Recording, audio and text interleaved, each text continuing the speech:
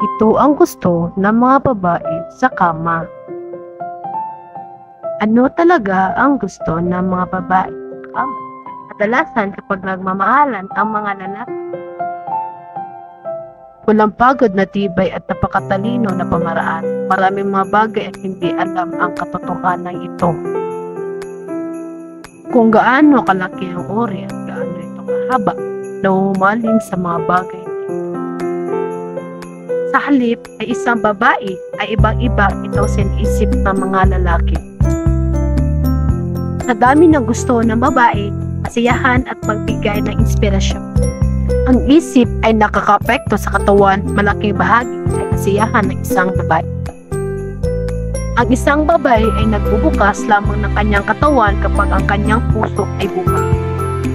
Madalas para sa mga babaeng sobrang stress. Ang pagtatago ng sex hormones ay mahina. Mas kaunting sexual na pagnanais kaysa sa iba. Hirap na tumutok sa pagtulog at kasiyahan ng sexual stimulation ay dapat may padala sa utak.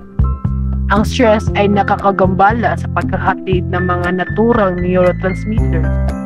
Hinaharang na excitement ang daan patungo sa utak kahit gaano kahusay ang kakayahan ng isang lalaki.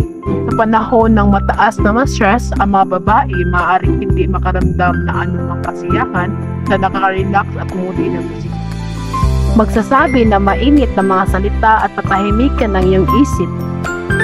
Naantig ang mga kababaihan sa masilang pangailangan bilang karagdagan sa kasiyahan sa oras ng pagiging maayos din ng mga relasyon, hindi palagi mabuti na gawin ito ng mahabang panahon. Maraming mga lalaki ang walang kondisyon kapag sila ay natutulog. Mahalagang gawin ito na mahabang panahon. Kung gagawin mo ito na mahabang panahon, magugustuhan ito ng mga babae. Hindi kinakailangan kalusugan at kalagayan ng babae. Ano ang hindi namumulaklak sa mahabang panahon? Sa halip, pinabawasan nito ang kasiyahan sa pagtulog. Oras ng pagtulog ang tanging bagay na mahalaga, mas gusto ng mga babae ang kalimutan. Kahit na ang oras sa pagtulog ay mahalaga, kahit maikli, magpakita ng maraming pagmamahal at pagsisip. Ang pagiging nasa isang relasyon ay nagpapasaya sa iyo. Gawin na kasiyahan sa oras na pagtulog, pati na rin sa pag-araw-araw ng buhay. Maaring dagdagan ng kasiyahan sa mga relasyon, mahaba o maikling oras na pagtulog. Walang nakatakdang sagot sa oras para makaramdam ng kasiyahan. Ito depende sa mood at pisikal na kondisyon ng araw, kaya maaari ito maging iba. Isang kilalang scholar sa mundo sa larangan ng sexual medicine ayon sa pananaliksik ni Wagtinger ang mga lalaki. Ang average na oras na pagtulog ay 5.44 minuto. Hindi ito kasing haba na iniisip mo. Kung ganon, ang iniisip ng mga tao ay ang perpektong kama.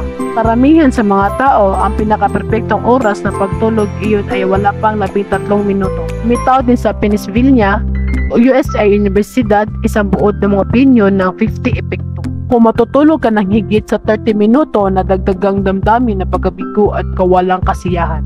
Kung perpektong oras na pagtulog, ito ay ang mga hanggang 7 to 13 minuto. Sa pagtingin sa estado ng kalusugan, dalawang tao pinakamabuti ayusin ng oras. Nutukoy nito ang kasiyahan sa pagtulog ng isang babae. Isang lalaking may malaking ari, kapangyarihan at kakayahang pasayahin ang mga babae. Kaya ang mga lalaki na nahihirapan sa problemang ito talagang sumasailalim sa operasyon at pagpapalaki ng kanilang uri. Gayunpaman, kung mas malaki ang laki ng lalaki, mas mabuti. Maaring kawili-wili na ugnay nito kasama mga resulta ng survey.